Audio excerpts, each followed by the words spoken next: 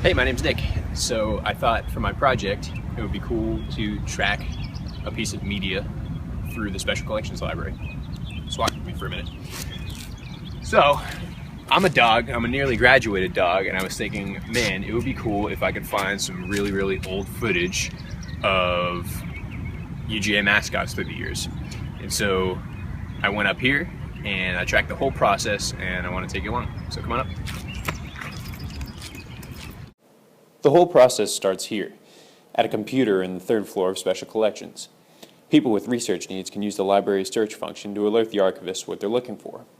Margie Compton is one of those archivists. In fact, Margie is the Media Archives archivist and spends a lot of her time doctoring up old film to prepare it to be digitized for folks like me. She knows where the stuff is, how to handle it, where they got it from, and can tell us plenty about its significance. When I asked about old mascot footage, Margie remembered an old home movie collection from 1946 from a man named E.L. Brannon. One of the reasons this particular reel is of interest to us, it's a Georgia Tech 1946 game. So because the athletic department films have come in from various locations over many years, some items they just don't have.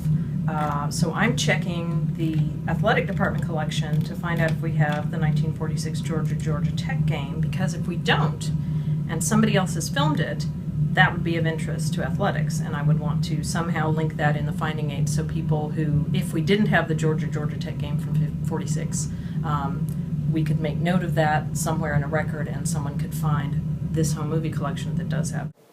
Cool. So we already found something that somebody else needed. Now to actually get it. That's where Paul comes in at the vault. So your request for the box of film technically came down here. They saw the barcode. The barcode is attached to a certain location in the vault. So he can take that and go right to its location, pull the item we need, and then bring it up. Now, The vault is something else. Imagine 6 or 7 more rows like this, each 40 yards long, housing shelves that go up 2.5 stories, full of every kind of media you could ever imagine. It's big, and one box on one shelf is all we need. That's what Margie was alluding to. Each box, when it's received, is outfitted with a label and code, and then entered into a huge database. That way things are easy to find. When the whole library moved over here a couple years ago, Paul's team didn't lose a single item. And Paul, how do you know that that's the one box? I know because I got the code for it. It told me where it was located. So I just came out to it and I pulled it. Paul and I kind of lied to you there. It isn't the exact box we were looking for. Margie was kind enough to already pull that for me the day before. But you get the idea. Getting access to archived media files is a hands-on experience involving a lot of people. And oh, by the way, the vault is cold. It's kept at 50 degrees year-round to help preserve the media, particularly old film like the reels we're looking at, whose edges can bend and buckle as temperatures change over time. Once the media is acclimated outside the vault in a cooler overnight, it can head up to Margie's office for handling. so you made the request for this film. We've gone through the process of registering you as a researcher. In the request that you made, there was a barcode. That barcode corresponds to that box. That box had this reel in it. This is the particular reel you wanted, so I've gone through here on the bench and inspected it for any kind of damage, looking for its condition, making any repairs that it needed. I've leadered it head and tail so it will go through the scanner properly. I'm going to be telling Chris, who's doing the scan, the condition that it's in. It's in very nice shape, but it is 70 years old. It's got some buckling issues that may be of concern. I've hand cleaned it, and now we're about to go into the scanner room and have Chris give it a scan. Margie spends a lot of her time at this desk, preparing film to be digitized. She cleans the reels and does her best to fix any breakages so that when Chris, who you'll meet in a second, completes the scan, the film will be as pristine as possible. Chris uses a machine called a flash scan to take high-quality digital scans of the film.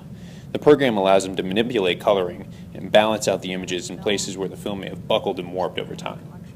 Basically for this film there was a little bit of shrinking and some cupping and some splices that were a little problematic.